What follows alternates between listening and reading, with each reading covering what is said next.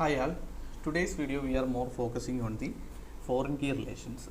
So far we have created a simple project using .NET Core and we have inserted some data inside our database using Entity Framework Core, right? As you can see here, inside our model we have only one table which is student, and it has only the primary key. Today we are going to add one more class over here. Let's name it as mark. Okay, and inside marker I'm going to add some field, some property actually. So I will copy paste it here. See, this is our properties. Basically M1, M2, M3 are for storing the marks, and mark ID will be our primary key. And this field here, this is very important. This is foreign key. And as you can see here I am giving an empty string which will be our foreign key.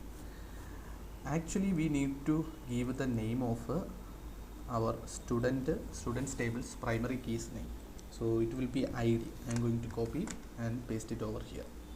So whatever the name we are giving here, we have to whatever the name we are giving here, we have to copy paste it here. Okay, so this is how we manage our foreign key relation. So let's make our class public as well. Okay, public. So that's done. Now go to our student class. Inside our student class here we have to add one more property, which will be a virtual one, because we don't need that property inside our table. It will be a virtual. It is used to for our database operation. Okay, so let us write that property prop, and it will be virtual. So I am going to give it as virtual, and it will be a list. So I am going to give it as a list. List. Okay, here I am giving the name mark, and basically it will be a mark list. We can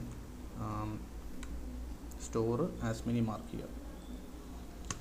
Okay, so let us instantiate this. So new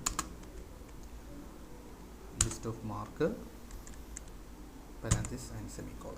So whenever you made a change in this model, if you want to reflect inside our database, you have to perform two operations. First one, add migration. Second one, update database.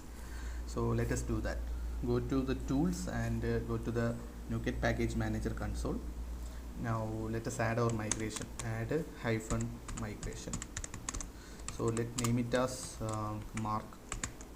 This will basically add all the migration regarding the mark class. So it is created over here. So now we can update our database using update hyphen database. Okay,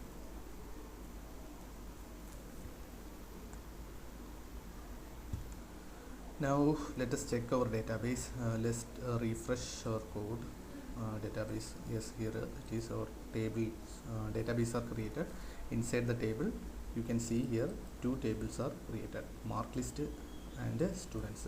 Both of the tables are created. Now we need to add some data here. Here there is no data. You can check that there is no data is here. So we can add some data from our code. So go to Visual Studio, and inside our program class we can make some changes. Let me comment all the previous code regarding the get and update. So I'm going to comment it out. Okay, add student, we need that, so I will be keeping over here. Okay, now you can see here basically we have one object of student. We have already give the name, ID and mobile number. Now what we can do is we can add some mark list also. So s1 dot mark list. Since it's a list, we can add it. Inside we have to provide an object of a mark. So I am going to give a mark object here. So inside that we can give some values. Mark 1 I am going to give it as a 10, and mark 2 going to give it as 90, and M3 similarly some value 90. Okay, now we have to give the foreign key and primary key. First we have to give the primary key. So our case mark id is our primary key. So let's give a value over here by using the guide dot new guide to string. Since it's a string, we have to convert it to the string. Okay, now foreign key. For the foreign key we have mentioned the name, I think id, student id, I guess student id, and we have to give the primary key of the student table. So student table's primary key will be s1 dot id. Whatever the value we stored we get inside s1 id will be copied to student here student id. So this is our object. Okay, now we can build our project. Okay, it's project built successfully. Now we can check inside our tables. The data is coming inside the mark list. Also we have the data. So this is how basically we add data inside our database using entity framework.